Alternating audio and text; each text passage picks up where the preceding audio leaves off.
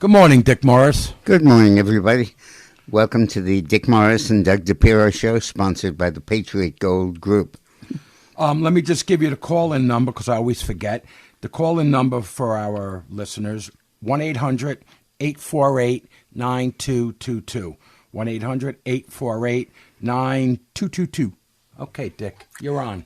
At a crucial point in his presidency in our nation's history, President Trump is facing manifold enemies, both foreign and domestic. Abroad, he's moved from being an honest broker and impartial mediator in the Ukraine war to becoming increasingly a partisan on behalf of Ukraine, cheering it on in its war with Russia. Part of this evolution can be traced to Trump's anger and frustration at Putin. He's come to realize that Putin is seeking to reestablish a Russian empire along the lines of Catherine the Great. While he's been frustrated at Zelensky's refusal to make peace, he's come to the conclusion that it's really Russia that is more the obstacle. More importantly and more significantly, Trump has come to the view that Ukraine can defeat Russia in this war, and that it may indeed be the only way to end it. He's decided to implement secondary sanctions against any country that buys oil or gas from Russia, a step that could destroy the Russian economy. The only problem is that not only India and China are implicated, but so are many of our allies in Western Europe and NATO, who continue to purchase oil and gas from Russia. Now he's trying to stop them so that he can target Russia with effective secondary sanctions. In the meantime, Ukrainian forces are learning how to fight a war of drones with the Russians, and in the process of teaching the rest of us. Trump has come to believe that as long as he provides Ukraine with the weapons that it needs, and increasingly provides them with these weapons, we've stopped them from using to make deep strikes within Russia, that Ukraine can prevail. Russia, for its part, has responded with great frustration with random attacks and violations of NATO's airspace, attempting to destabilize the alliance. This week, Denmark, Estonia, and Poland each reported violations of their airspace by drones that they claim originated in Russia. Most likely, Trump will not be deterred, and we could well follow this process to its ultimate goal, the defeat of Russia. If Russia is exposed as a paper tiger and its military trivialized in the Ukraine war, the country will face an enormous loss of prestige. Russia has increasingly become just a gas station with nuclear weapons, none of which can be used for fear of a nuclear war. Domestically, the left and the Democrats are reacting to their political defeats by lashing out with violence due to their impotence. Typified by the assassination of Charlie Kirk, the left has become increasingly violent. Attacks on DHS agents have become systematic and widespread. Not since the riots of the 60s has violence become more of a political weapon. Regardless of how it alienates the electorate, Democrats are resorting to violence and fear to accomplish in the street what they can't achieve at the ballot box. This week, for example, Chuck Schumer is facing strident demands from his own party to stand up to Trump over the government shutdown. His willingness in March to compromise and keep the government open has threatened to cost him the leadership of his party in Congress. But Democrats realize there's no way within the system that they can succeed by the threat of shutdown, and increasingly look to measures in the streets to accomplish their goals. In their frustration, mainstream Democratic candidates like Abigail Spanberger, the party's candidate for governor of Virginia, have become more violent in their rhetoric. In speech this week, she called on Democrats to be motivated, quote, by their rage, unquote, which seemed an invitation to violence. How horrible, especially after the Charlie Kirk thing. This is when you're supposed to ratchet down a little bit. Right. For his part, Trump has certified that Antifa is a domestic and foreign terrorist group and sent troops to its Portland, Oregon base. Inuk Mamdani, an avowed socialist, continues to lead the mayor's race. Perhaps in reaction, across the river, New Jersey's Democrats have moved forward and are tied Republicans have moved forward and are tied in this year's governor's race. With Jack Ciattarelli. Ciattarelli. Right. The cycle of electoral extremism and violence is a dead end for the Democrats and threatens to besmirch their reputation with voters, especially in the wake of Kirk's assassination. The Democrats have learned nothing. And you'd think that they would ratchet back their rhetoric and be more reasonable in the wake of having seen what this can lead to with Charlie Kirk's assassination. But they have not. Not only that, Dick, there was a woman, it's so disgusting. She mocked Erica, and then and she did like the little crying with the tissue on her eyes, right? Erica Kirk, yeah. I'm sorry, Erica Kirk. And then she said, and I forgive the shooter. And then she did like the end of a play when they say, okay, curtain. Like she did her hand. How disgusting. Even if you disagree with her and you think that, why would you go on air, on social media and do that? They're so vile, these people. In the meantime, that horrible, ridiculous congressman, I think from Texas, Crockett. I call it Crotch Janine Crockett. Jasmine Crotch right. It. Said that just because you commit a crime doesn't not mean you're a criminal. Oh, no, not at all, you friggin' moron. Crotch It. Yep. That's her new name. I got a name for everyone. So the Democrats have just gone completely crazy. They've really lost their minds. And you'd think in the wake of the Kirk assassination, they'd ratchet it back, but they've not. They're so brainwashed. That's what it is. It's just, I was at Luke's the other day in Richfield, great French restaurant, right? And I'm sitting at the bar having my little frog glop or whatever that stuff is, right? And lady starts talking to me. We're having a nice conversation. She says, "Oh," and I said, "Dick Morris." Oh, so she thought right away I was on the left. She didn't know you recently. Oh, we might be like, oh, yeah, maybe. And I'm trying to let it go because I have a feeling, right? I don't want to talk politics, but. And then she goes on. I said, I don't want to talk either because I'm going to win. And then she went on and on how she hated Trump and this. And the minute I told her about energy independence and unemployment, the lowest ever for blacks in 6 years, she started, I hate you. She hated me. She loved me the first half hour. And the anger. And I just called it brainwashing. Yeah, but I'm talking about the leaders of the party. Yeah. You'd think that they would keep their mouths shut. Yeah. After Charlie Kirk was killed, but they've ratcheted up, and the attacks on DHS agents have become much more systematic. Yeah, there's a shootout. It's become literal Dallas and last week, other cities, and it's become really a war between the left and the law enforcement. Well, that's why these people are so angry. Like regular people that want to say they're Democrats are angry because the leaders tell them to be angry. Look at what the Crotch It said. Yeah, but you're never going to win elections doing that. I know. They know that. They're willing to sacrifice their political ambitions so that they can continue with their rhetoric. Plus, this, God bless him, this Charlie Kirk thing really is. People are rising up. They're starting to understand. But notice this. I told this lady also. I go, listen, when George Floyd was killed, there was riots for a year. It was forever. Burning Portland and stores down and whatever. Not one riot, not one store got burned down with the Charlie Kirk situation. Not one. You know what I mean? So right there, and she couldn't handle it. I think that's when she told me how much she hated me or whatever, But I don't get it. I do get it, actually. And they're not brain dead, these people. They're brainwashed. Yeah. You know what I mean? The mayor of Chicago, Brandon Johnson, says that law enforcement is a sickness.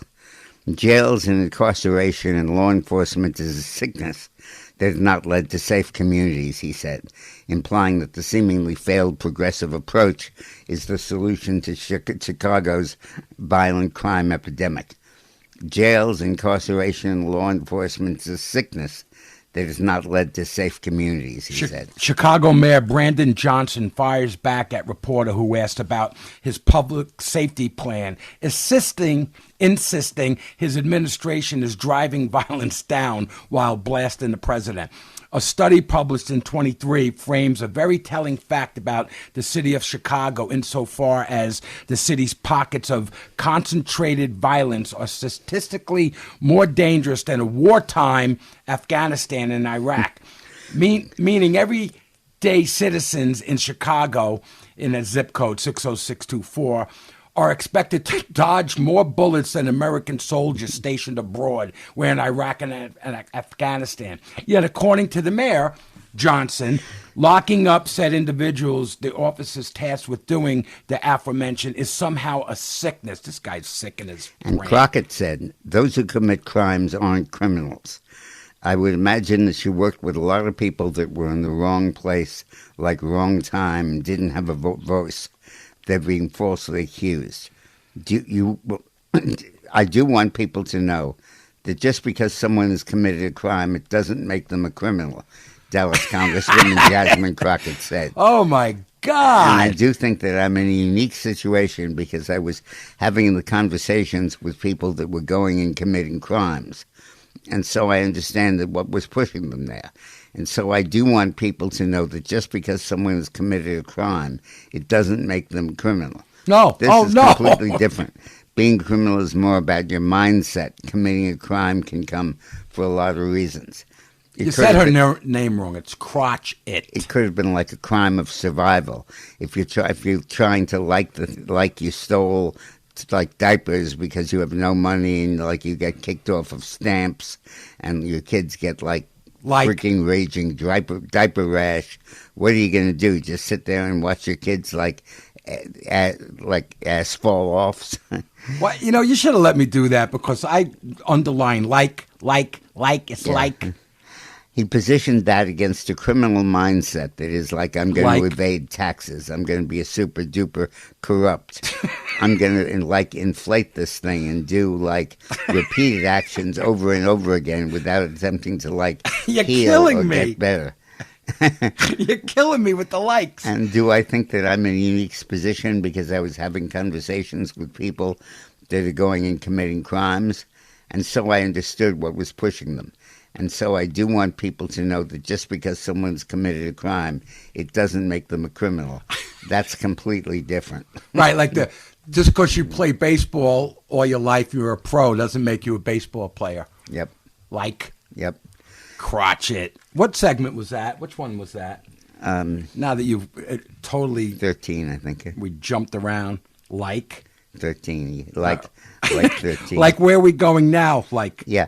What I want to talk about is what you were talking about the growth of Charlie Kirk's movement. And it's become very interesting. What topic is that, 19. Dick? 19. I think I have to jump over to Turning Points in a year. Turning Points USA will have a chapter in every single high school and college in America, its founder says. Turning Point USA is on the cusp of having a Turning Point USA or Club America chapter in every high school and college in America, spokesman Andrew Colbert said in an update on Tuesday night. He further noted inquiries have been skyrocketing following Charlie Kirk's God-filled memorial on Sunday. After Sunday's memorial for Charlie, Turning Point USA received a massive surge of inquiries to start new chapters. Colbert began in the update, noting that before the memorial on Sunday there were 60,000 inquiries. That has since doubled. Post-Sunday, we're now at over 120,000 inquiries. Even accounting for attrition and duplicates, we're on the cusp of having a Turning Point USA or Club America chapter in every high school and campus in America. Millions across the globe turned into the powerful memorial service on Sunday, honoring the life and legacy of Kirk. These updates also come as Turning Point USA charges ahead with the college speaking tour that Kirk started. Big names are stepping up, including Michael Knowles, Megyn Kelly, Virginia Governor Glenn Youngkin, Alex Clark, Senator Mike Lee, Republican Andy Biggs, Jason Chaffetz, Vivek Ramaswamy, Glenn Beck, Tucker Carlson, and more. The next event on the schedule at Virginia Tech will feature Kelly and Beck on October 21st. Carlson is expected to take the helm at Indiana University, Bloomingdale. Should we do the Roxana thing right now? Okay, we're going to break first, and then we're going to have a little On the Rock segment. Okay, we're going to take a break. We'll see you on the other side. The Dick Morris Show on the Red Apple Podcast Network. The Dick Morris Show. Entertaining and informative. On the Red Apple Podcast Network. Welcome back to the Dick Morris and Doug DePiro Show, sponsored by the Patriot Gold Group. Okay, so we just did a segment on Charlie Kirk. So we got a new segment, On the Rocks. This is Roxana Maria speaking her heart. Wow, that was beautiful, Roxana Maria. It's wonderful. She's amazing. Isn't it incredible how Charlie Kirk's death has brought him to life?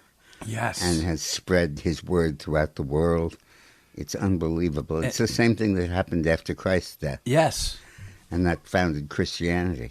I said that to give you an when idea of the power of the movement. I said when it first happened, it was You did. It was comparison. You did. And they tried to silence him, and now it's louder than ever. Yeah. You know, his Absolutely. spirit, his voice of spirit is so much louder than his living. His real voice. It's yeah. amazing. Thank you, Roxana. That was amazing. And that's a new segment you can do. On the Rocks. Yeah. If we don't Roxana. fight. Yeah. And don't forget, Roxana, she's leaving at 5 o'clock in the morning from far away.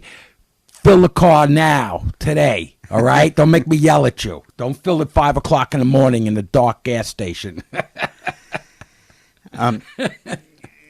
Someone whose voice has not been stilled but has been amplified is President Trump.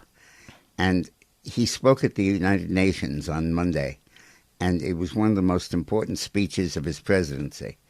And I've spoken with him since then, and he's told me that how important that speech was to him. When President Trump took to the UN rostrum at the UN in 2018 during his first term, world leaders laughed when he boasted of the successes of his first administration. But now it appears that Trump was getting the last laugh. Trump made a defiant return to the UN for the first General Assembly meeting since winning a second term. The president spent nearly an hour taking world leaders to task on issues such as migration and climate change, and questioning the value of the very organization he was addressing.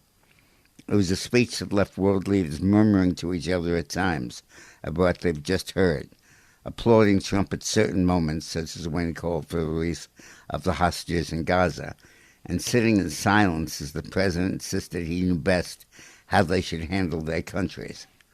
I'm really good at predicting things, Trump told the audience during the lengthy diatribe against clean energy and the concept of climate change.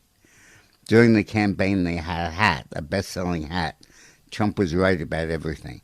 I don't say that in a braggadocious way, but it's true. I've been right about everything. He has. Trump's remarks reflected the dramatically different tone this administration has taken from its previous one. Trump has rapidly shifted the U.S. away from the Biden administration's emphasis on strong alliances and census building, instead opting for an approach that forces allies and adversaries alike to play by Trump's rules, so important. And he made his domestic priorities central to his address to the international audience, urging other nations to follow his lead. Yeah, this was really Trump giving his inaugural address to the world. And it was taking his domestic program and applying it to the rest of the world. Trump blamed the United Nations for contributing to what he called the crisis of uncontrolled migration and urged its members to replicate its own crackdown on immigration, offering a startling assessment in the process. When your prisons are filled with so-called asylum seekers, it's time to end the failed experiment of open borders, Trump said. You have to end it now. I'm really good at this stuff. Your countries are going to hell. I love when he talks like that. Trump spent much of his speech Tuesday dismissing climate change as a con job, decrying the concept of carbon footprint as nonsense, and warning that the other nations that shifted their economies towards renewable energy will suffer dearly. All of these predictions made by the United Nations and many others, often for bad reasons, were wrong, Trump continued. They were made by stupid people that have cost their countries fortunes and given the same countries no chance for success. So like Al Gore said that all of Britain would be covered by ice. And we'd be He underwater. didn't mean deportations.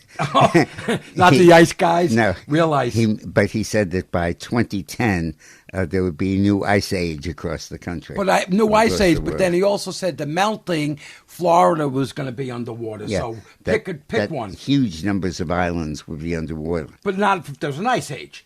Like he didn't know climate. Then it became climate change, not global warming.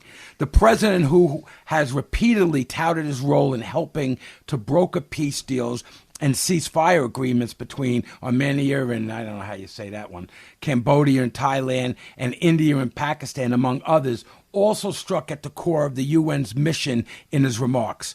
Later, I realized that the United Nations wasn't there for us. I thought of it really after the fact. That being the case, what is the purpose of the United Nations, Trump said. I've always said the UN has such tremendous potential, but it's not even coming close to living up to that potential, Trump added. White House officials and allies trumpeted the speech as a undistilled reflection of Trump's worldwide and unmistakable rebuke of decades of American foreign policy that had been briefly interrupted by Trump's first term.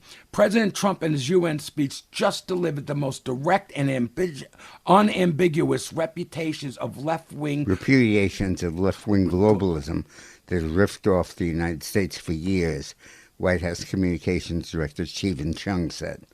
The same things jeopardized Europe today would have devastated America if Trump had not been elected. Just repeat that. The same things jeopardizing Europe today would have devastated the United States if Trump had not been elected. Absolutely. Secretary of State Marco Rubio posted on social platform X that Trump was setting the model for the free world.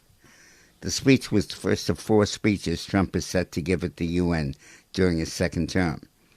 While many Democrats and foreign leaders felt a sense of relief when Trump lost in 2020 and Biden largely returned to business as usual, Tuesday's remarks were an indication that Trump is as emboldened as ever and tends to impose his will on the international community. Trump, during his speech, called out Brazil, a country that he has tariffed in response to its prosecution of former President Bolsonaro over his attempts to remain in power after losing an election. He also met with the endorsed Argentina's President Milei for another term. Milei is a Trump ally, and White House officials have floated the possibility of aiding Argentina's economy. Hi, Luis, you listening to this? There were also clear signs Trump has returned to the type of transactional foreign policy that has come to define his time in office. Trump mentioned the investments in the U.S. from other countries, which came as a part of agreements for the White House to lower tariffs on imports. The president specifically thanked El Salvador for accepting and imprisoning deported migrants in a notorious prison, a partnership that caused backlash after a Maryland man was wrongfully sent there. Still, there are indications in the aftermath of Trump's speech he was not walking away from the traditional alliances. And this is very important. Very important. During a pull-aside meeting with Ukrainian President Zelensky, Trump said he supported NATO allies shooting down Russian aircraft that entered their airspace, adding that this administration was very strong toward NATO. Following the Zelensky meeting, Trump posted on social media that Ukraine, with the support of the EU, is in a position to fight back and win all of Ukraine back in its original form. It marked a departure from Trump's comments in August calling on Zelensky to accept the idea of ceding territory to Russia. When he met with the UN Secretary General Guterres, Trump made clear that he was not abandoning the UN as an institution. I'm behind it. I may disagree with it sometimes, but I am so behind it. Now, I wanted to say this. That's a true leader. He didn't flip-flop on Zelensky or just accept the land that Russia has. He's changing. He's readapting to what's going on. Yeah. He looks at the situation and then he adjusts. He goes, you know what? This guy can do it. Before, he didn't think they could go forward. And that's both because of That's the a great politics leader. and also the military. Right. Ukrainian military has proven so adaptable and so good at adjusting to new technologies. And the reason why I'm even saying that, because there's going to be a lot of people that are going to say, oh, we flip-flop. Well, a great general, we just talked to Mike Flynn, General Mike Flynn, knows that you adapt to the battlefield. You adapt to where you're going. When all of a sudden you see a lot of people in one spot, you go around them and get behind. Whatever it is, that's what Trump's doing. So I wanted all the people are going to say flip-flop, F you. But politely. In a nice way. Frig you. I could say frig. Now, a revolution is happening right across the Hudson River. Republican candidate for New Jersey Governor Jack Ciattarelli has pulled even in a new Emerson poll in his race against Democrat Mickey Sherrill, each getting 43% of the vote. For Ciattarelli to have closed the gap with Sherrill is huge news and may well presage a gigantic Republican upset. New Jersey went solidly for Harris in 24, holding Trump to only 46% of the vote, while Harris won New Jersey with 52%. For Ciattarelli to be polling so well with only a bit more than a month before the election could mean that the solid wall of Democratic support in the Northeast is beginning to crack. The Democratic wall in the Midwest of Wisconsin, Michigan, Pennsylvania cracked open wide in the 24 election. But Democrats have had trouble winning in New Jersey, New York, and New England. Their power in those states could well be, the Democratic power could well be cracking. Democrats control 6 of the 9 congressmen from New Jersey and have controlled the governorship since Christie left office in 2018. Yeah, because most of the people that vote for the Democrats are probably on crack. Listen, we got Sandra right now. I want to just finish this. Okay, well, hold on. Since I wrote this, there's been major scandal erupting in New Jersey over Mickey Sherrill. Oh, yeah. The Democratic candidate for governor. She is front and center. We'll talk to Sandra in a few minutes. Okay. She is front and center, featured in her campaign, her military service. And it now turns out that she knew of this massive cheating scandal, which happened in the 1990s at the Naval Academy. And she was barred from participating in the graduation ceremony because of her role in covering it up. Really? Or failing to report it. I didn't know this. So it was massive. And then the other evidence is that her husband, who also is in the service, was implicated in the cheating scandal. So the entire 80% of the graduating class was implicated in it, where they got the copies of the test before and they cheated afterwards and corrected some of their answers and changed their answers to pass the exam. Wow. And Mickey Sherrill was one of those who, she didn't cheat herself, but she did refuse to turn in those who did cheat. And this also comes at a time when the media has revealed, and again, it's probably because of the negative campaign against her, that she made $7 million in Congress from insider trading. Oh, isn't that nice? Mickey Sherrill's husband gets paid in his job with stock. And apparently their value has gone up $7 million since she's been in Congress. Sounds like Nancy Pelosi. It does. And now, of course, we need to correlate some of the stock purchases to some of the public policy decisions. And it should be illegal for members of Congress to do that, but it's not. So these two scandals, her cheating during her time in the military academy and her making $7 million of net increase in net worth after being elected to Congress, both of those may sink her and may elect Jack Ciattarelli. Good. So listen, when we come back, we're going to talk to Sandra in New Jersey. All right, Dick? Yep. All right, when we come back. The Dick Morris Show on the Red Apple Podcast Network.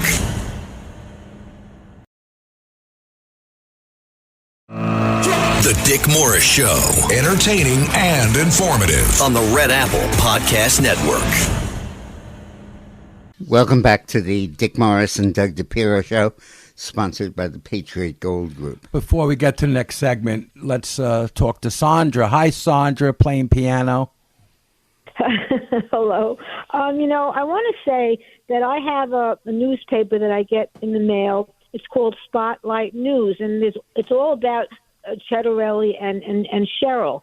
And here in this part, Cheryl is talking about the bills that people have to pay. And I underlined this. She says, and a family making, and I don't make this much, but a family making $75,000, a family of four, shouldn't be struggling to pay bills. So she's leading you to believe that she makes not very much, and here we find that she might be making very much. That's the first point I wanted to make, that she's really deceiving people. And then that terrible cheating. I think back of the days when my husband was studying for the surgery boards, and I think of my friends who had to take the bar. If they didn't pass, they took it again. They didn't cheat.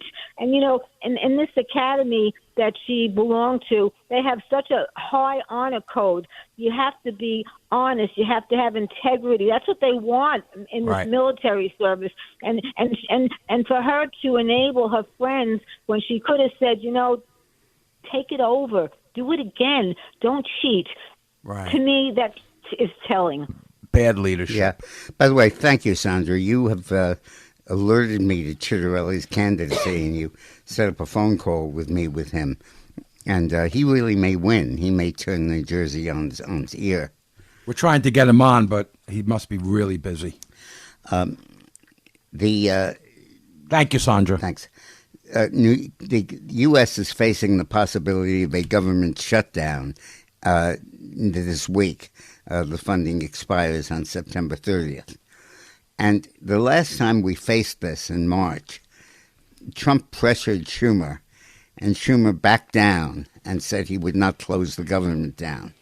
And the Democrats went crazy and began to call for him to... Oh, yeah, I do. Yes. You know what? You want to jump into that, Yeah. Dick? All right, listen, we got Jack Citarelli. He just called in. Thank you, Chettarelli. If Jack. you're Italian, you know that. Citarelli. Chettarelli. How do you say it, Jack? Chettarelli, guys. Citarelli, like Cipriani's. Well, listen, all you got to remember is Jack, and we'll be just fine. All right, Jack. Thank you for calling in. So, Guys, Jack, thank you for having me. you now have a real chance of winning. You're tied at 43. Amazing. Incredible. Well, we're right where we need to be with 37 days to go. We've got it as a 1-point lead with our internal polling. There's another internal poll that has it at a 1-point lead. PIX and Emerson now have it as dead heat, as does my opponent. And listen, historically, traditionally, Republicans underpoll in New Jersey, so we're right where we need to be. If you're tied now, you're winning. Yeah, we're going to tell me about your reaction to the cheating scandal with your opponent, with Millie Cheryl. Mikey. Yeah, well, Dick, here's what we know. We know there was a cheating scandal that took place, and we know that my opponent was punished. Now, she's saying she punished because she wouldn't turn in her classmates. But I really think she was punished either because she cheated and she copped a plea deal, or she was lying to investigators. That's why allegedly. Yeah. So that's what I believe, and I think if she would only approve the release of her disciplinary records, it would clear everything up. But she's refused to do that. Yeah, tell us about that, Jack. About the disciplinary listen, she's the only records. person that can do that, and but we're seeing a pattern here, guys. I mean. She was punished by the Naval Academy. When she was in Congress, she broke federal law on stock trades and stock reporting. New York Times reports that while sitting on the Armed Services Committee, she's trading defense stocks, and her entire campaign has been on a stack of lies about me. So I do think there's a question of character here. Right, and you're right. Patterns are hard to break. I didn't realize that the Times had broken a story that she profited from selling defense stock while serving on the Armed Services Committee. That's really serious. Well, she's done a couple of interviews for all to see that are really quite embarrassing. The first of which was Marsha Kramer on CBS, who asked, okay, now you're the governor. What's the first thing you do? She couldn't answer the question. And after about 12 seconds of fumbling, she said, I want to bring a community block grant to New Jersey. I mean, this is astonishing considering our property tax crisis. Our electricity rates have gone through the roof because her governor failed New Jersey. We've had a spike in nonviolent crime because he's handcuffed our police. We've got overdevelopment in our suburbs because of their social engineering with regard to affordable housing. And our public education system's failing our kids.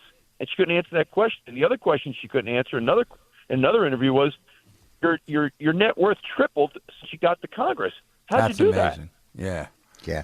And what do you want to do to save this beautiful state? It really First thing is. we need to do, guys, is get the monthly electricity rates down, and we do that by pulling out of RGGI. The Regional Greenhouse Gas Initiative is a carbon tax policy that has failed New Jersey. Air's no cleaner. Electricity rates are through the roof. Monthly bills are through the roof. Explain And, explain ratepayer it to us. Explain it to us, Jack. The Regional Greenhouse Gas Initiative taxes states that produce a certain carbon footprint. And the fact of the matter is that Pennsylvania is not in RGGI. The Democratic governor there is burning coal, burning natural gas, just cut the ribbon on a fourth nuclear reactor. He's got the juice. We don't. He's getting economic development. We're not. And so my job as governor is to grow our economy. But we've also had a spike in nonviolent crime because our police have been handcuffed and because of cashless bail. Cashless bail has created the professional criminal who's learned how to game the system. Sure. So we've got to reform bail reform, got to pull out of RGGI, got to get our public school curriculum back on track, and we've got to stop all this overdevelopment in our suburban communities, which is only driving up property taxes all the more. Those are the issues. Speaking of education, reading scores have crashed in math and English even after the pandemic. And it's clear that the public education system is just failing on all counts. And what can we do in Jersey to enhance school choice? Dick, you're spot on. I mean, we're graduating illiterate kids. And to bring it home, I've got county clerks telling me that when 18-year-olds are coming in to register to vote, they're printing their name. Oh, my God. They're printing their name. So what we're going to do... Well, that's an improvement. They know how to spell their names. Maybe not. Right, there you go. But what we're going to do to improve upon us slipping from 2 to 12 on a national report card. By the way, Louisiana moved from 48 to 32. You saw the same movement in Mississippi. They call it the Mississippi Miracle. Both have deployed something I've been calling on for years in the post-pandemic world after Phil Murphy shut our schools for 2 years. We need a high-impact curriculum. What does that mean exactly? If your child is below grade level in a reading, writing, or math, they will spend the entire next marking period just focusing on that critical life skill. And every marking period thereafter until we get you on grade level, because the data is clear. If you're not on grade level, by the time you graduate 8th grade, you'll be more than likely underemployed your entire life. That's excellent. It's almost like boot camp for those specific Boy, that's things. terrific. Math and reading. That's But great. the real answer is Doug. to promote school choice and free the schools from the teachers' union. Yes. Tell us more about that. Yes. Well, Dick, I'm so glad you brought that up because, you know, the Democrats always like to portray themselves as the party of the disadvantaged, the marginalized, the minority communities. Who has school choice? People with money. Who doesn't have school choice? People without money. And yet when you look at the failure, particularly our urban schools like Newark, where 80% of the kids aren't on grade level for reading, there's no choice there because the Democrats are owned by the teachers union leadership, so there's no vouchers. There's no charter schools. People in urban centers where school systems are failing will get both from me. We're going to give them choice. But on day one, we're giving them a high-impact curriculum. And, you know, Trump has passed a law that, in that big, beautiful bill, is a provision that every state has the option of adopting a scholarship program that the feds will fund for school choice. And the states can decide whether to accept it or not. And Jersey so far has rejected it. And I think that's going to be a key change. Why would they reject it? Because they're controlled by the teachers union. Yeah, right. Dick is spot on. The program starts in 2027. The governor has to opt in. Hochul and Newsom have already said they won't. My opponent refuses to answer the question. I've already said yes.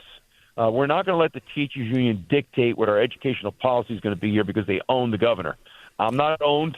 When your governor's owned by the special interests, they're compromised, and once they're compromised, it's over. And the federal program gives a tax credit, I think, of $7,500 to any parent who embraces school choice, who chooses to send their kid to a school, to a Catholic school, a church school, a private school, even homeschooling. And the states are literally turning it down, saying, we don't want your money, we don't want your tax credit. Makes no we want to sense. sit here in ignorance and with plenty of teachers' unions controlling the state. That's democratic ideology instead of what's really right for the people. Yep. And listen, there are moderates that are just left of center that disagree with this. It's the far left liberals that have just gone totally tone deaf and out of touch with what it is we need to do. But you're both spot on in terms of what the big, beautiful bill Jack, does. It tell does us about- provide a magnificent tax credit. Tell us about the right of parents to stop their children from being indoctrinated with LGBTQ In about a propaganda. minute, in about a minute and a half, Jack. Then we have a hard break. Well, what I've said is that there will not be an LGBTQ curriculum. We'll certainly talk about our diversity and tolerance and respect for everyone, no matter how different they may be from yourself. But we won't have an LGBTQ curriculum under Governor Cettarelli. My opponent Good. said not only is she keeping it, she will not let parents opt out. Wow. Yeah. So whether you like it or not, in a public school, your kid is going to be indoctrinated. Incredible. All right, we have to Well, hard Jack, break. you That. are Thank you very wonderful, much. and thank God you're running, and God, I pray you win. I He hope you will. come back before Election Day. All right, Jack. Thank Well, you. guys, thanks for having me on. All right, bye. The Dick Morris Show on the Red Apple Podcast Network. The Dick Morris Show Entertaining and informative. on the Red Apple Podcast Network. Welcome back to the Dick Morris and Doug DePiro Show, sponsored by the Patriot Gold Group. Before Jack came on, I was talking about how the fact that we are facing a government shutdown early next week. And what's going on is that the Democrats, who have zero leverage over the budget, are threatening to close down the government if their demands are not met.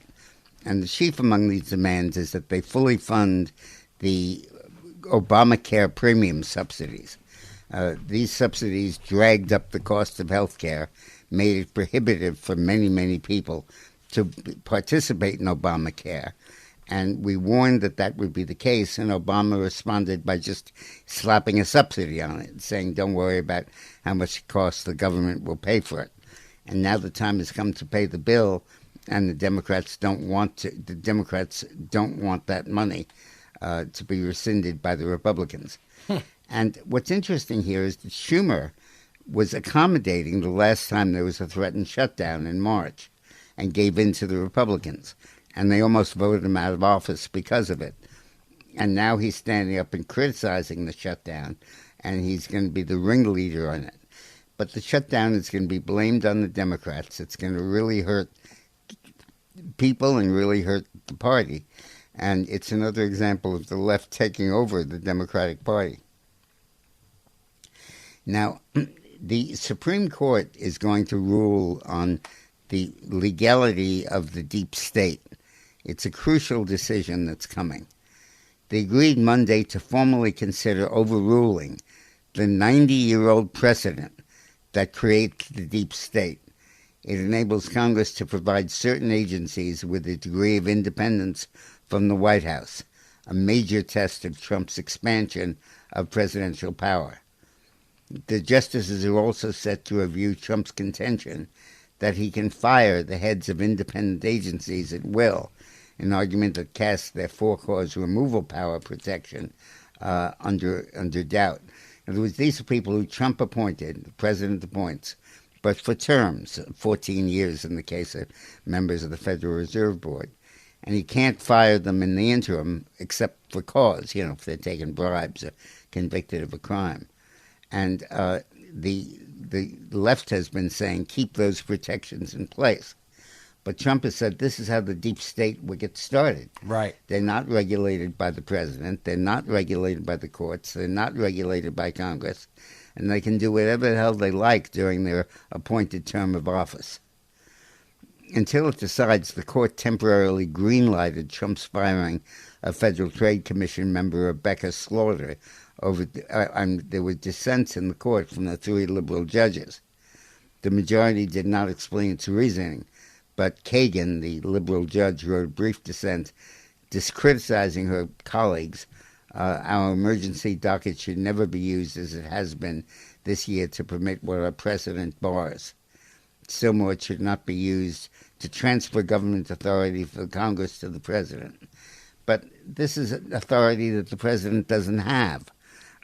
Congress votes in office, sets it up, says the president appoints somebody for a term.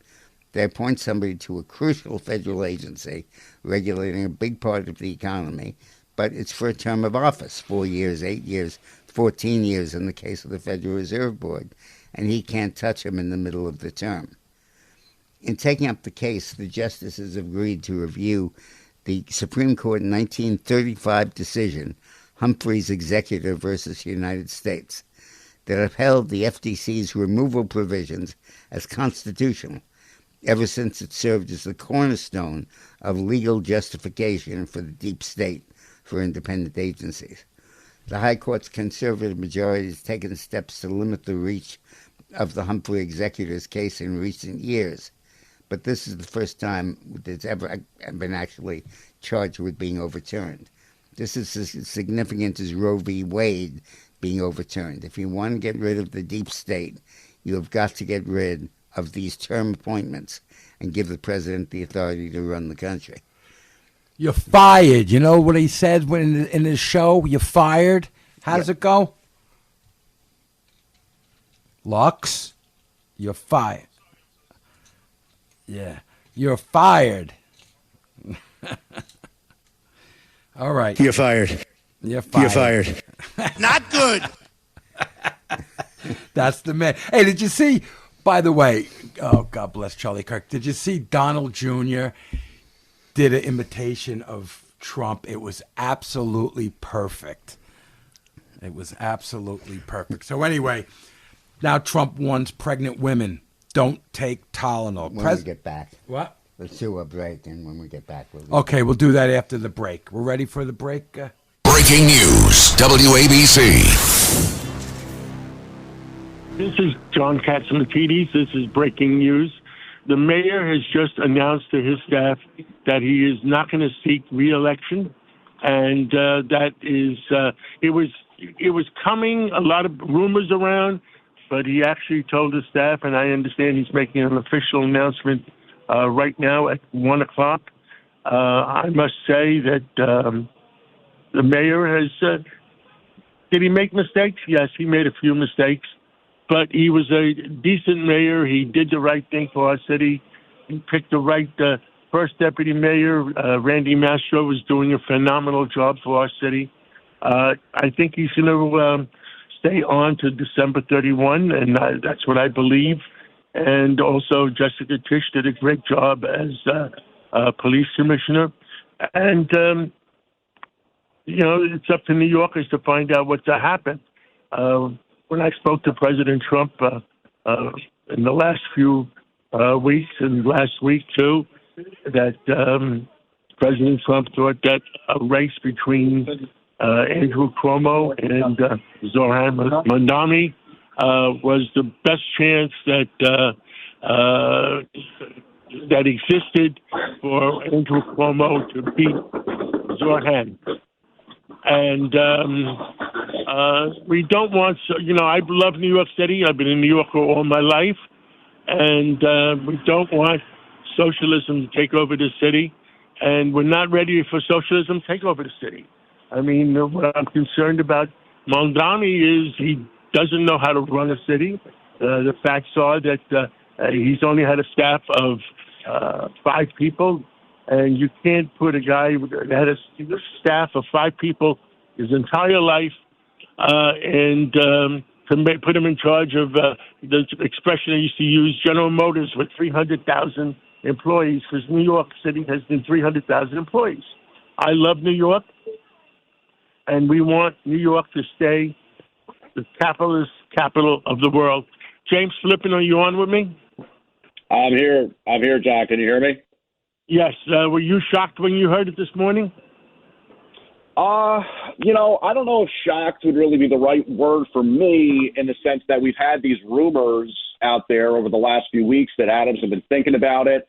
I think there's a sense from some of the candidates in the race that they want to do the right thing for New York City, and that if there's a way for them to clear the deck a little bit and make it so that there's a better pathway for someone other than Mamdani to be the next mayor of New York City, then that's what some of these candidates are thinking about right now. So I guess in some ways it is surprising, because Adams has been so defiant and said on several occasions, including, as you know, John, just hours or minutes really before the gala that we had at Cipriani, basically Adams said, I'm in it to win it, and I'm still the guy that can take this race home.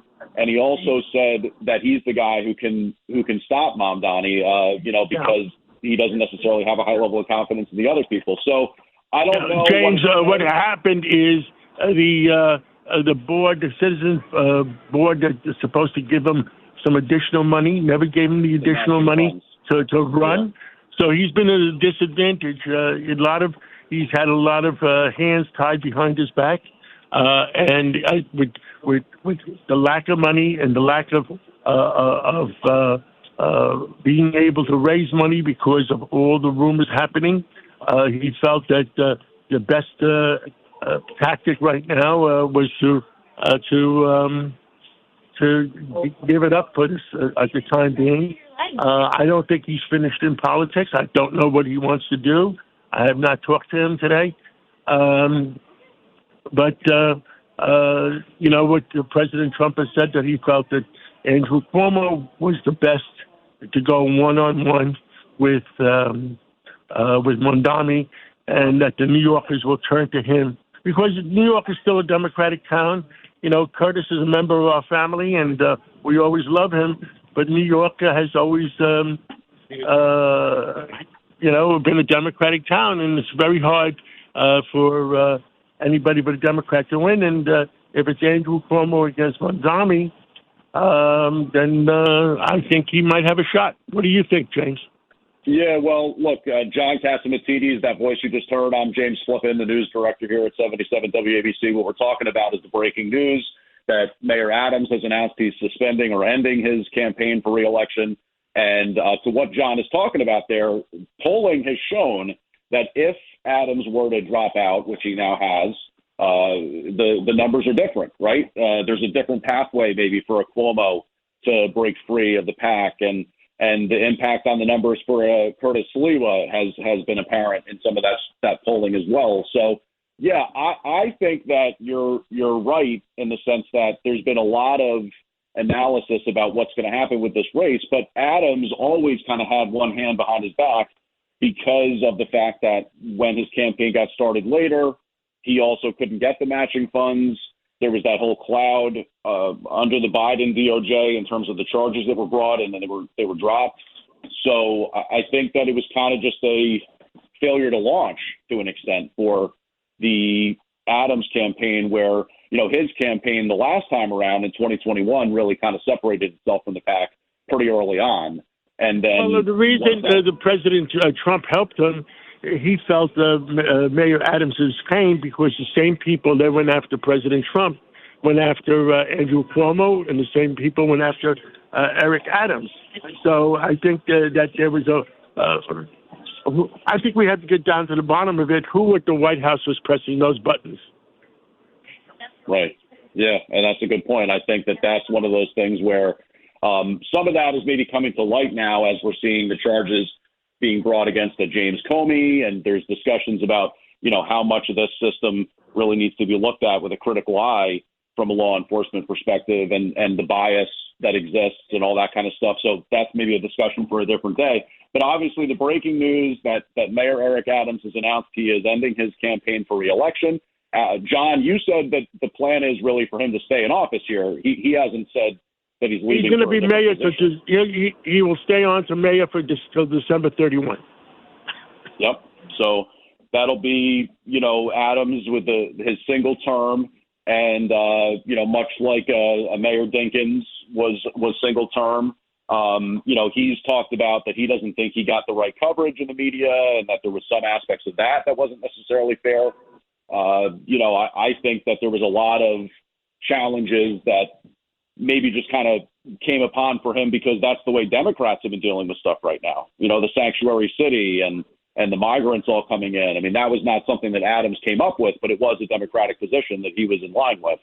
And, that kind of led to the confrontation with Biden in many ways. So yeah, I agree with you. I don't know how much time we got before we go back to network. Well, John, the good thing is it's not on network, so we can continue to discuss it, or we probably can even get Dick Morris involved here because. Well, if Dick Morris wants to come on, I'll stay on for a few more minutes. It's okay. All right. Well, yeah, Dick Morris joining us now. This is 77 WABC. And we're part of the Dick Morris Show at this point because we kind of made it past the news, but it's all breaking and coming in fast that Mayor Adams has announced he's ending his campaign. So Dick Morris, obviously a longtime political consultant, a guy who's seen a thing or two about this kind of thing. What are your thoughts on it at this point, Dick? I think that New Yorkers do not want Andrew Cuomo. They showed that in the primary, and the polling shows that they show it now. They do not want someone who basically condemned 6,000 people to die of COVID by forcibly transferring them from hospitals to nursing homes when he knew that the nursing homes were filled with people who would die if they were exposed to COVID. And they had Javits Center open and the ship. And the ship. And they do not want a man who was governor, was constantly plagued by scandals of his own making, very similar to the ones of my former boss, Bill Clinton. Well, that's what WABC is famous for. We all have opinions. And that's Dick Morris's opinion, and I respect Dick Morris. I go back with Dick Morris 30, 40 years, and he's one smart guy. And Dick, the problem we have here, everything is locked up right now, and the question is who has the ability to beat Mogami? I think Curtis Sliwa does. I think that the point is that what's holding Sliwa up is because not the Adams candidacy, but people's belief that he can't win because he's a Republican. But John Lindsay won, and Fiorello LaGuardia won, and plenty of candidates have won as Republicans. And I think that that Sliwa would represent the kind of change that New Yorkers want and need. And the only thing stopping him from winning is the perception that he can't win. And whether we that only happens, got 30 days, Dick. Dick, we only have 30 days. And the same way when I spoke to President Trump in July, and I said, let's buy till September 15th. And when President Trump called me last week and says, John, it's September 15th, things have to start happening. So I said the thing about same about Curtis. I mean, he has to show he has the ability to turn it around in the next 30 days or make a decision. He can, and I think he will. And I think that these races always come together at the very end. And I think that this will.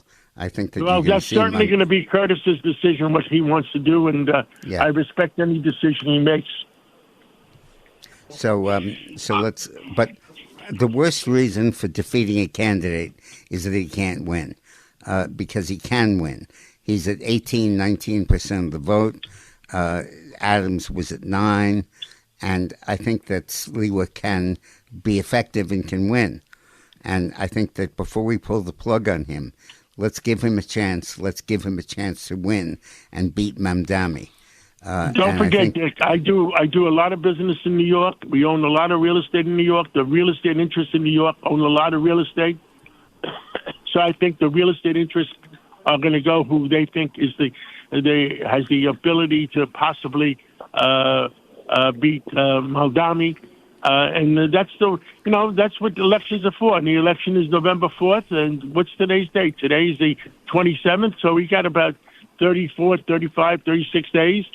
And you know what they say? Que sera, sera. Whatever will be, will be. Oh, don't say that. Oh boy! Well, thank you, But John. Curtis has the strength of a street guy. Also, he'll clean up the city. There's like nobody Rudy that did. knows the city better than Curtis Lewa. I've always said that in person, and Right. I've never said that anything but. But Right. the thing is, we have to win.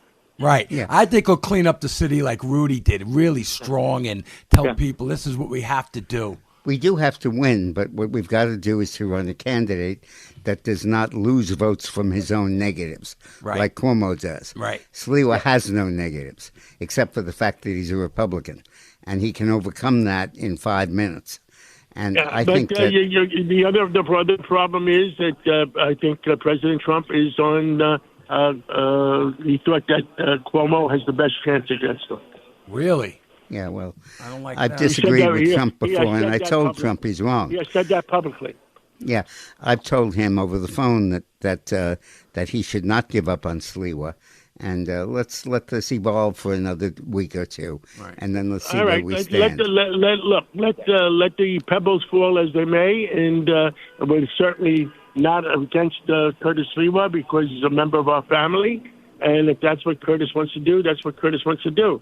But the bigger picture is New York. We cannot give up New York. Yeah, we can't have Mendami. Just No, we can't can't. have it. We Yes. can't. So, Dick, what did you say about people putting money into New York with Mendami? How they would back out? Well, I think that what's going to happen is if Mandami is elected, the brokers will refuse to buy New York City securities, and we're going to be back where we were in the 1970s. and they have to come back to. And they have to come back to Trump. Secretary Bessent already said when New York, don't forget, 1% of New Yorkers pay 48% of their taxes. Wow. If they start to panic and start moving out, Yep. then they're gonna have to go back to the federal government. That's and right. the state doesn't have any money, and the city doesn't have any extra money. So the only place they can go is Washington. And Scott Bessent has already made the decision that they're not going to give money unless they do it Washington's way. Yeah. So I think that there's a limit. I think we can limit Mandami's damage, but I still believe we can defeat him. Been doing elections for 100 years, and I think we should give it a chance. Adams withdrew just now. Let's wait for the polling after he's out, and I think there's Well, let's see what happens with Adams being out. What the polling will be on Curtis versus Cuomo versus Mondami. Yep. And let's see how the New Yorkers with common sense want to go. But the paramount thing is New York has to be saved for all of us because we can't allow what happened by accident on the what do you call that voting they did, ranked choice voting? Rank choice. Well, it was 102 degrees that day. And don't forget, Cuomo, the common sense people that were, it was 102 degrees already, did not come out to talk to Curtis or to vote for Cuomo, and they ganged up on him on Cuomo on ranked choice voting, which is stupid. I mean, so I agree with you. Let's give it a few days. Let's see what the new polls are going to say, which way it's going to go, and. Let's pray for. Look. God saved America by electing President Trump. Right. God saved the free world by having Trump in Washington. And let's see what happens. Because I said to President Trump, and I said it to everybody, it's time to save New York, and New York is going to be saved one way or another because we have a strong Washington. Yep. Beautiful. You also talked, Dick, about the governor could pluck Mendami if they don't like. Yeah, Just well, give that a little bit. That could become the big issue in the race for Stefanik for governor, because The problem that happened, Dick, because we only have 2 minutes before the break, or a minute, is the fact is that Hasty, the Assembly, has already kissed Mondami's ring. The state Senate has kissed Mondami's ring, and the governor has kissed Mondami's ring.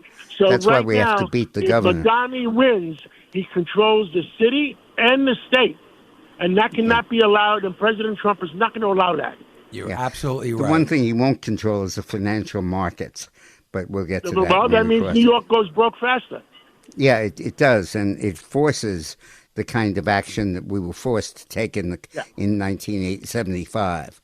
And I think guys, the same thing could happen I'm now. available later on. And let's see how the polls go. Let's see how our common sense New Yorkers examine this whole thing, and we'll know in another week or so.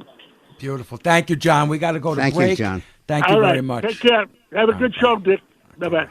The Dick Morris Show on the Red Apple Podcast Network. The Dick Morris Show. Entertaining and informative. On the Red Apple Podcast Network. Welcome back, everybody, to the Dick Morris and Doug DePiro Show, sponsored by the Patriot Gold Group. So Mayor Adams has just withdrawn from the mayor's race, and it now is Curtis Sliwa or Mamdani or Cuomo, and that's going to be a tough choice for New Yorkers to make. But I want to remind be a tough choice. I want to It should remind be everybody that the big reason that Adams had to withdraw is that he lost credibility over the illegal immigrants coming into New York, which he allowed. He put them at hotels and luxury hotels, and then when they took over, he tried to stem it, but he really wasn't able to do it. The guy who approved of those immigrants coming into the United States and the guy who let them stay here and not be thrown out was named Andrew Cuomo. Right. And he has still refused to repudiate the sanctuary city law in New York. He's hoping people forget him. He was the one who signed that law and permitted illegal immigrants to come into New York and make it their home. And you're going to have more and more coming in. And I think that his subservience to the national democratic agenda, his obeisance to the idea of illegal immigrants, I think is going to ultimately, you have somebody whose hands are just as dirty as Eric Adams's are, and you have a clean towel. That towel is not going to be clean after he wipes his hands on it. And I think the only person who really is standing up for what needs to happen, which is to get rid of these illegal immigrants in New York, work hand in glove with DHS and with Trump, work hand in glove with the FBI, no more sanctuary cities, throw them the hell out. And I think the only guy who's prepared to do that is Curtis Sliwa. And not only is he prepared to do that, he rides the subway. He walks the street. None of these other guys do that. They have their security around them and their limousines. Curtis is on the subway.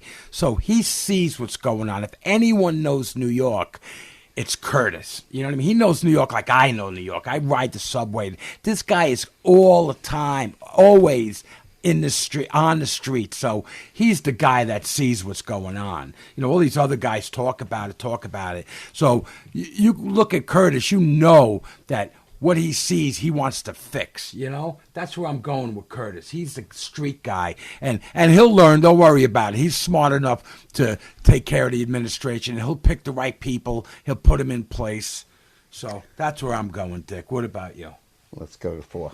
All right, so now we're going to get on to Trump warns pregnant women not to take Tylenol. President Trump and top health officials Monday said pregnant women should not take acetaminophen for pain relief due to the potential link to autism. That is an active ingredient in Tylenol, one of the most widely used medications in the world.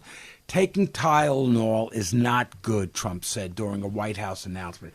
Trump and Health and Human Services Secretary Robert F. Kennedy Jr. said the Food and Drug Administration will begin updating the label on acetaminophen and will begin notifying physicians that Tylenol can be associated with a very increased risk of autism.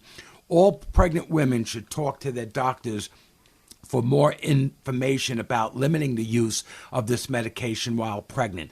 So ideally, you don't take it at all, but if you have to, you can't tough it out. You can't tough it out. Probably you're going to end doing it, Trump said. You know how he speaks, right? Trump spoke in the Oval Office alongside Kennedy and the Drug Administration Commissioner, Marty McCreary. National Institute of Health Director Jay Bhattacharya, I think I'm saying that right, and Centers for Medicare and Medicaid Service Administrator Dr. Oz. So we had some really good economic data that makes it less likely that you'll need Tylenol. Personal income outpaced inflation for 32 straight months. So real incomes have gone up in the United States. So personal income grew 0.4 in August and have grown to 5.1% in the past 12 months, according to the latest data compiled by the Bureau of Economic Research. That's great news because right now consumer inflation is only growing at 2.9% in the past 12 months. As long as income outpace inflation as they had for 32 straight months now since January of 23, the American people, on balance, are getting ahead. In terms of personal wealth, inflation versus income is where the rubber meets the road. Just as Gerald Ford, Jimmy Carter, George H.W. Bush, and Joe Biden, all one-term presidents who saw inflation eclipse personal incomes during their administrations as their parties went on the defeat in the following election. Even the most dire forecasts at the Fed, who are pessimistic about President Trump's tariff policies, only have personal consumption expenditures. Inflation at 3.2% in 25, falling to 2.8% in 26, and 2.4 in 27, none of which seem to stand much of a chance of surpassing incomes like we saw in 22, when inflation peaked at 9.1.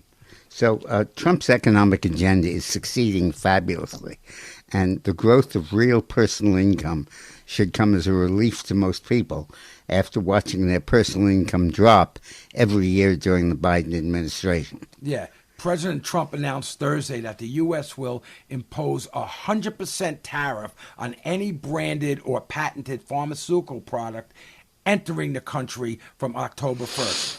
The measure will not apply to companies building drug manufacturing plants in the U.S. That's what Trump's talking about. He added that the exemption covers projects where construction has started, including sites that have broken ground or are under construction. There will therefore be no tariff on these pharmaceutical products if construction has started. Branded or patented pharmaceutical products are drugs sold under trade names and protected by patents or other intellectual property which block generic competition until those protections expire. Trump has said tariffs will incentivize drug companies to move their products in the U.S. So important that he's doing this, right? In 2024, U.S. imports of pharmaceuticals nearly tripled, around $213 billion from the decade earlier.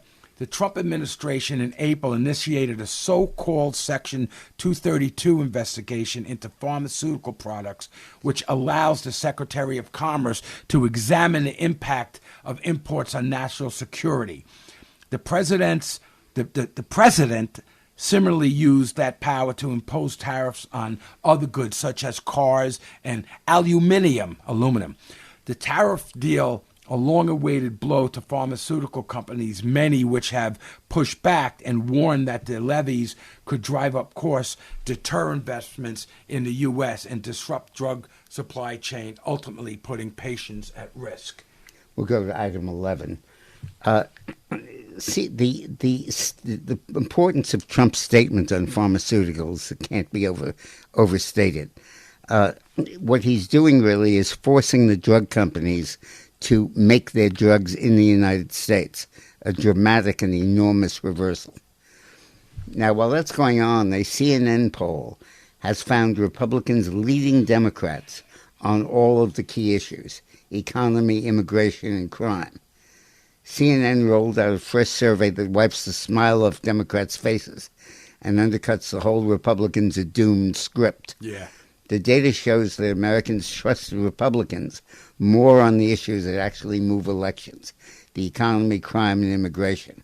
If you care about winning, numbers like this matter more than wishful media thinking. Harry Enton from CNN walked viewers through the tallies and did what every fair analyst should. He called out the obvious. Trust the Democrats or the GOP more. Then came to the meat of the poll. Who leads on the economy? Republicans by 7 points. Immigration, Republicans by 3. Crime, Republicans by 22 points. So the Republican Party is in great shape. Now, in Trump's speech at the UN, he made a decisive pivot against Russia in the Ukraine war. Trump on Tuesday argued Ukraine could win its war against Russia and regain the land it has lost, maybe even go further than that, suggesting the Russian army was a paper tiger. And this is what I said earlier, Dick. That's a true leader. He's not flip-flopping. He's changing, looking at the battlefield, looking at what has to happen to make the thing work.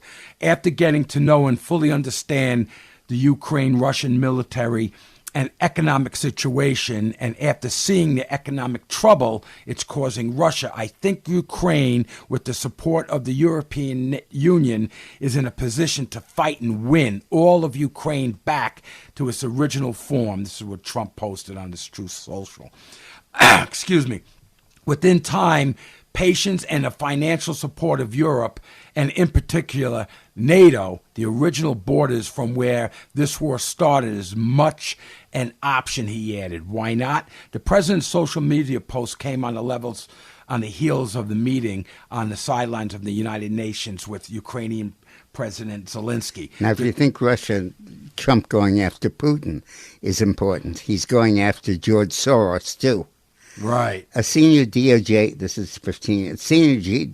official has instructed more than half a dozen U.S. attorneys' offices to draft plans to investigate a group funded by billionaire Democratic megadonor George Soros. The official directive, a copy of which was viewed by the New York Times, goes as far as to list possible charges prosecutors could file, ranging from arson to material support of terrorism. The memo suggests department leaders are following orders from the president that specific people or groups be subject to criminal investigation, a major break from decades of past practice. And thank goodness he's doing that.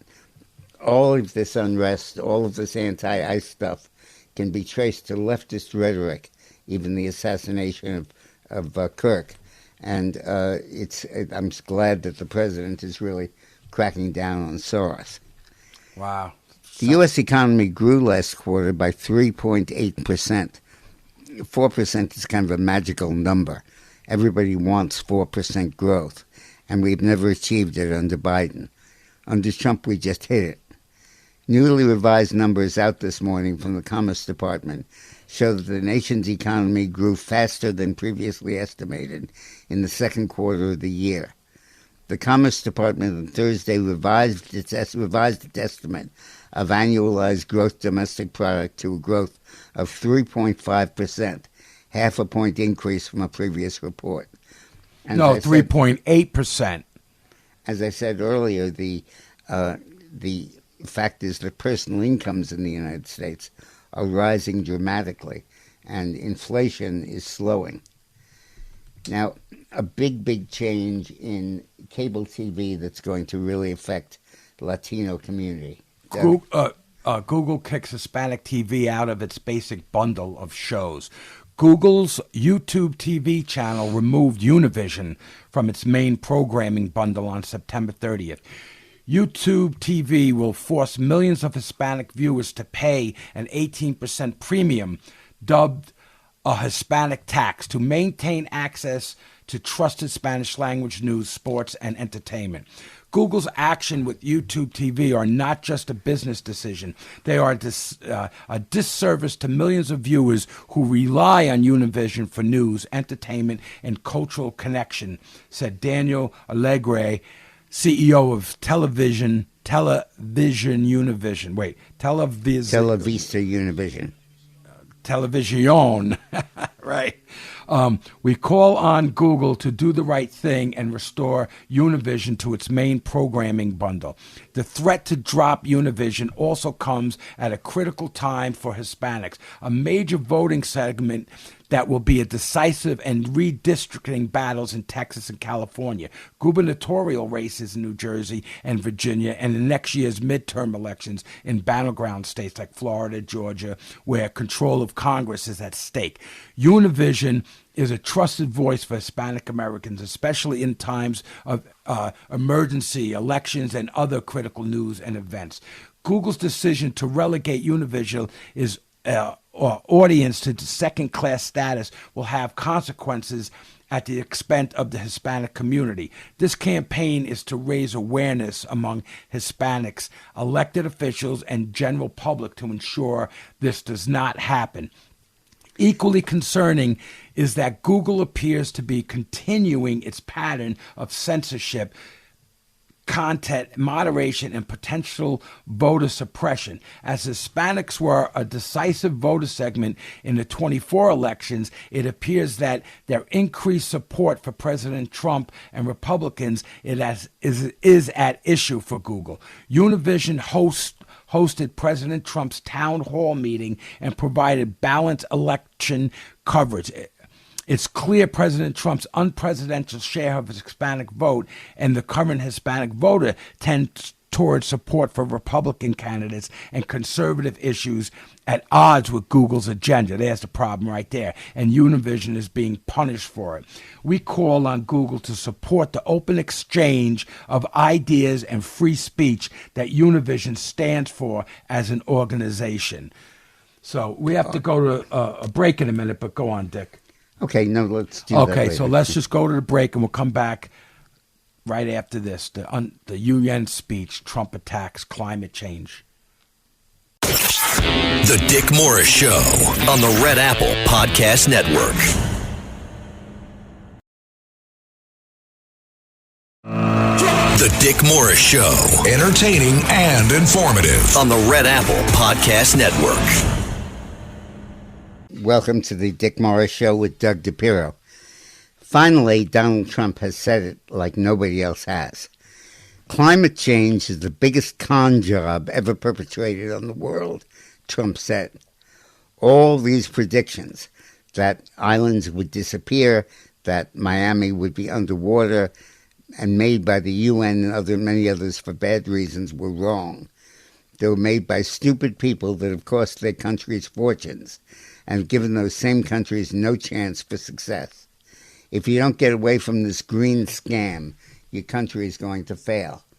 Trump just recently finished a visit to Britain, and British consumers face huge gas prices, shortages of electricity, and all kinds of mayhem caused by the simple fact that Britain won't drill in the North Sea for oil. When they discovered oil in the North Sea, it completely changed Britain's economic picture. And now the climate changers have forced them to stop that. And Trump is right. Climate change is the biggest con job that's ever been perpetrated. And we knew that for 10 years already, especially when Gore said, if you don't believe this, you're again. What did he say? I forget how he said it. Oh, you don't question science or whatever he said. Yeah. And with his and he said we'd all be underwater by 2010. Stupidity. What? Yeah, all be underwater by 2010. Yeah, Miami, Florida is going to be 10 feet underwater. So the DOJ indicts Comey. I think you spelled that wrong. It's Crummy. I always have to give somebody a name, right? It's an Italian thing. A federal grand jury indicted former FBI Director James Crummy on Thursday, approving charges for a top foe of the White House just days after President Trump called for his prosecution. Crummy was indicted on charges of making a false statement as well as other obstructions. No one is above the law. Today's indictment reflects this Department of Justice commitment to holding those who abuse positions of power accountable for misleading the American people.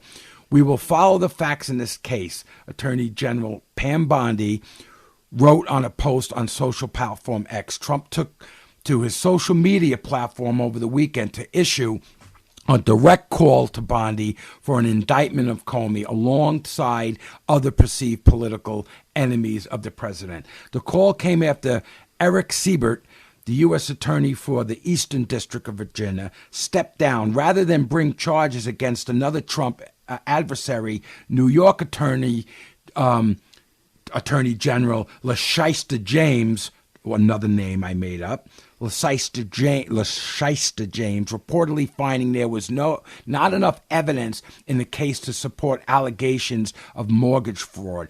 Siebert was also overseeing the Comey case, which was then handed over to Lindsay Halligan, who was tapped as an interim replacement. Wow, I'm losing it. The case against Comey centers on statements he made during his congressional testimony in September of 2020 relating to the 2016 Trump-Russia collusion investigation.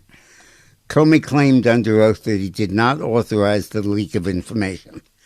But Senator Ted Cruz and other Republicans have claimed with evidence that FBI Deputy Director Andrew McCabe, repeatedly told investigators, including the FBI's Inspector General, that he leaked information with respect to the Clinton Foundation at Mr. Comey's orders. So I think they finally have Comey. And the only issue here is not whether he lied. He did lie. He admitted he lied. The question is, was the lie of enough consequence for him to be convicted? And I hope they find yes. And now Trump okays TikTok deal. President Donald Trump approved the TikTok U.S. deal on September 25th, signing an executive order that will give China-based ByteDance 120 days to finalize terms with American investors. The United States last year enacted a law that requires ByteDance, a foreign adversary-controlled company, to divest itself of the popular social media app. Pursuant to the law, ByteDance will be limited to holding a stake of under 20% in the new joint venture. We have American investors taking it over, running it, Trump said at the press briefing. We have very good controls. Vice President Vance said this deal really does mean that Americans can use TikTok, but actually use it with more confidence than they had in the past, because the data is going to be secure and it's not going to be used as a propaganda weapon against our fellow citizens. The Vice President's office had been working on the commercial component of the deal beginning in the spring. This deal will give American investors majority ownership in the joint venture and 6 of 7 board seats. White House officials have said that these board members will have credentials in cybersecurity and national security. ByteDance will be able to appoint 1 board member but take no part in security-related decisions. Pretty good. That's pretty good. That now we can feel better about going on social media. Can't do that on Facebook very well. They're constantly cutting me off and dropping. They have some taste, Doug. well, General Flynn, I talk to him all the time. He got banned from Facebook, and oh my God, it's ridiculous. A lot of people always ask me, what are you going to do to prevent fraud in the 2026 and 28 elections? Well, the Justice Department filed a lawsuit against Pennsylvania on September 25th to compel the state to provide its complete, unredacted statewide voter registration issue. Pennsylvania's Secretary of the Commonwealth had previously refused DOJ's request, citing privacy concerns. So the federal government is demanding that Pennsylvania produce its list of voters, and the state is resisting, and they're suing. In addition to Pennsylvania, the DOJ filed lawsuits against 5 other states for the same issue: California, Michigan, Minnesota, New York, and New Hampshire. The DOJ is demanding access to sensitive voter information that's typically redacted in publicly available versions of the voter rolls. This includes voters' names, dates of birth, addresses, driver's license numbers, and the last 4 digits of their Social Security number. The DOJ's Civil Rights Division claims that the states are in violation of federal voting laws and argues that it needs the data to verify that states are properly maintaining clean and accurate voter rolls. The action is part of a broader effort by the Trump administration to obtain state voter data, which critics say is fueling claims of voter fraud. Some election law experts have noted the states already have broad discretion in how they maintain voter rolls, and that the FBI's demand for sensitive, unredacted information is equally as highly unusual. But so is the cheating that went on in the 2020 election. Yeah, you know what? Let's go to some callers. Let's get Frank from Staten Island. Hey, Frank. Okay, let's get to Lauren. Hi, Lauren. How you doing? Yes, hi, gentlemen. Thank you so much for your show. It was great that Jack Chitterelli called in. So I just see so clearly, Charlie Kirk professed, as Christ told us, be bold, and he was. And his initials, Charlie James Kirk, are CJK, Christ Jesus King. And Wow. Charlie exemplified Christ's teachings and put it out there so boldly. And, God bless everyone who is honoring Charlie Kirk.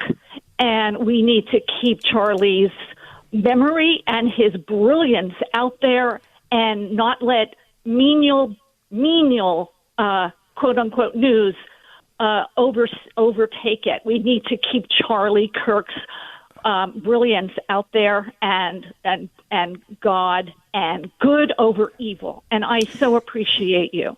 You're so right, You're Lauren. So right. And by the way, the Democrats are becoming more and more violent.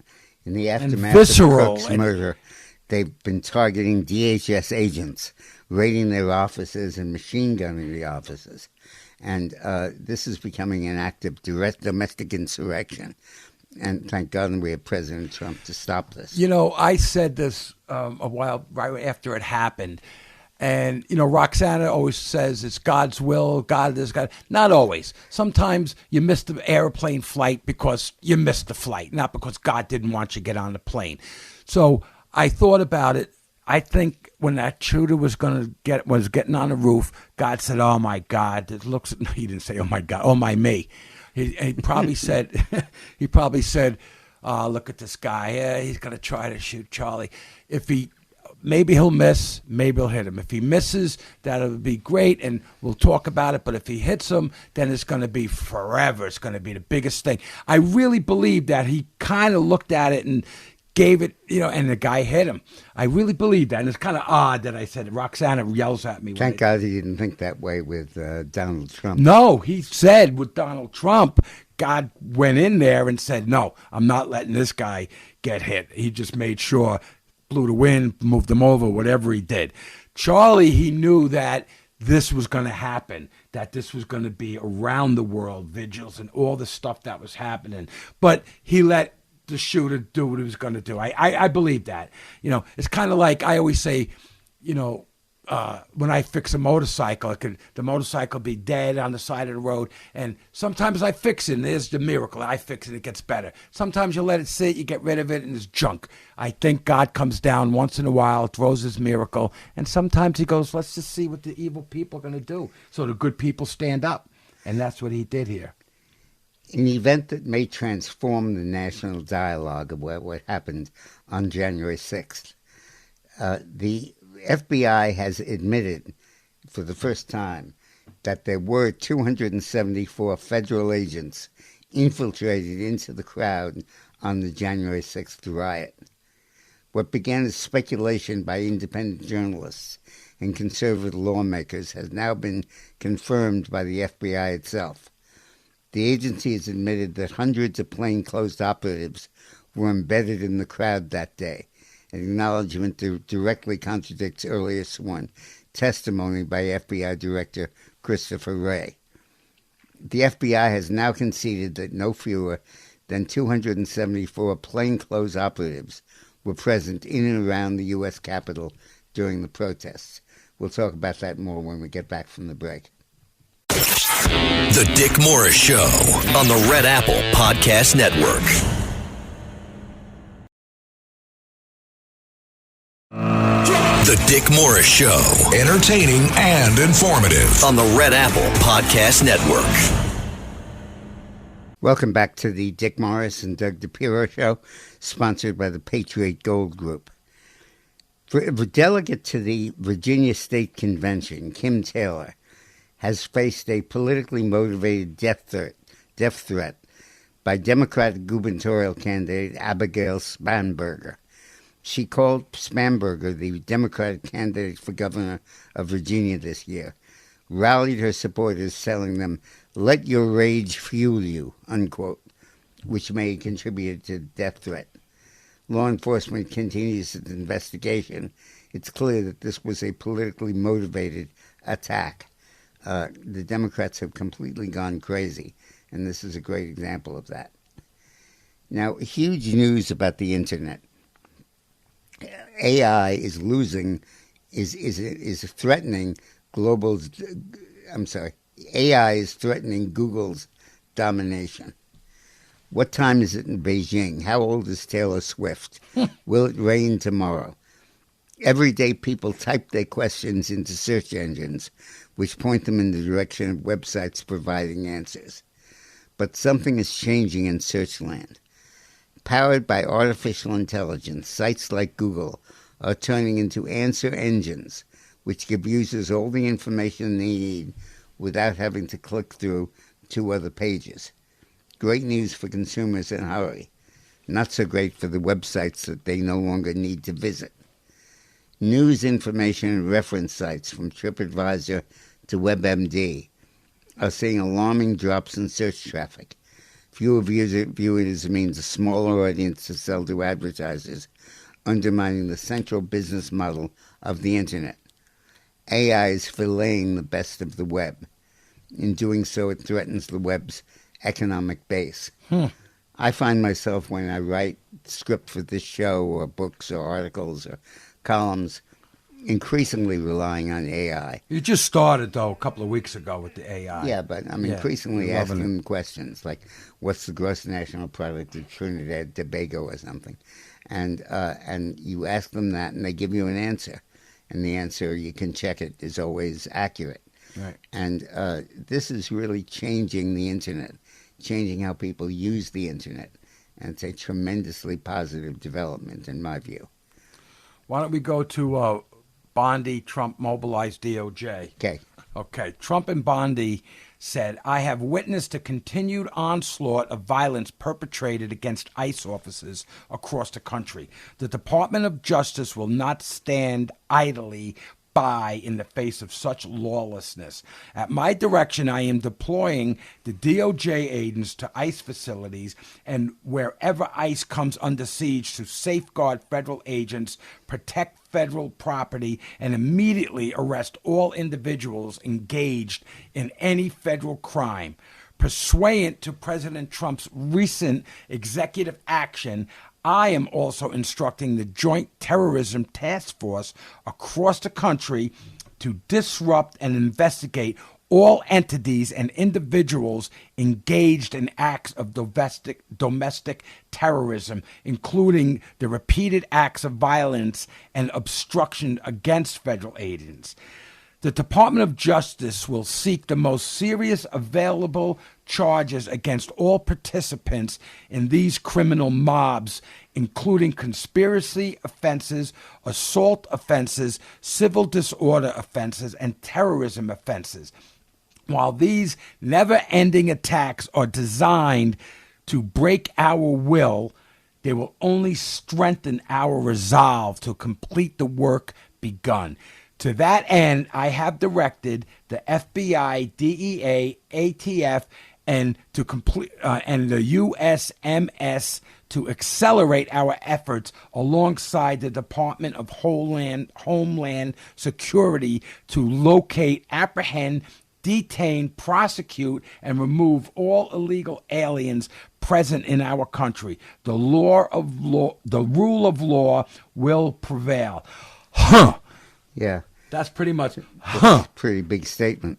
That was big. I want to return before the show ends to the revelation that there were almost 300 plainclothes operatives infiltrated into the crowd on January 6th. The FBI has denied this. Justice Department has denied this. and now they're confirming it. The I mean, big under the question- Biden administration, Yeah. they denied it. Yeah. on January 6th. Yeah. Mhm. And the whole lot of the Democratic narrative is based on the idea that somehow this was a revolution in the United States. Yeah, coup. And they saved America. Yeah. But the interesting thing is, what did these agents do? Were they there just to observe what was happening and report back? Or were they actually what the Russians used to call agent provocateur? Right. I mean, that's French, not Russian, but where they would be there and would stir things up and gin up the protests and really work on getting people to be out of hand. Right. Saying, go into the Capitol, come on, go in, push through the doors, push aside the guards. And that they may have created this riot. Ashley Babbitt, who was killed in the riot, her family maintains that that's what happened.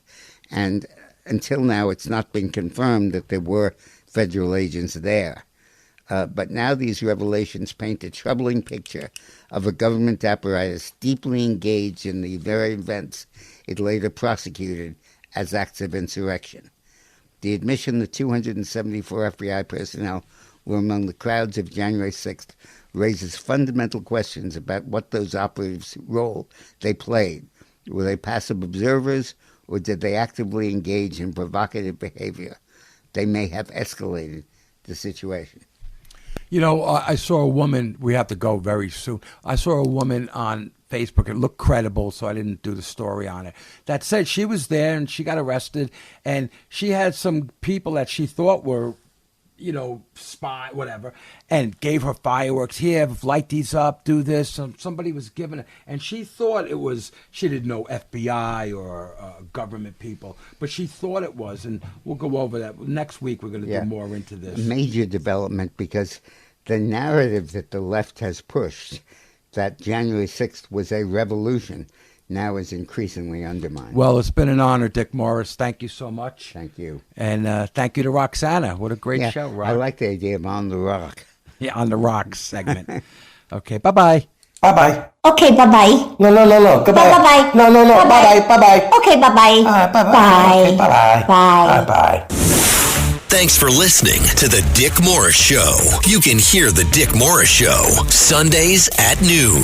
If you like the podcast, share it with your friends and listen anytime at WABCRadio.com and download the WABC Radio app. Hit that subscribe button on all major podcast platforms. Plus, follow WABC on social on Instagram, TikTok, Facebook, and X. See you next time for a new episode so you never have to wonder. What the heck is going on here? This Sunday is the Tunnel to Towers Foundation Walk Run, and our team is in need of your support. Right now, every dollar counts. The WABC hosts must all rally their loyal audience to participate. Go to WABCRadio.com/walk and help your favorite hosts right here at WABC and support the Tunnel to Towers Foundation. Go to WABCRadio.com/walk. Help WABC raise money for the amazing Tunnel to Towers Foundation Walk Run. Go to WABCRadio.com/walk.